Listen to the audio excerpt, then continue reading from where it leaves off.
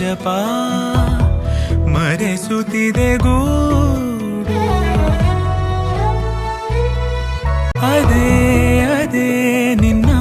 ಕೃತಿ ಬರೆಸುತ್ತಿದೆ ಹಾಡು ಅಮಲು ಏರಿತೀಗ ಸವಿದು ನಿನದೇ ಲಹರಿ ಸುಮವು ಬಾಗಿತೀಗ ಹೊರಗಿ ಚಂದದ ಭ್ರಮರಿ ನಾಚಿಕೆಯು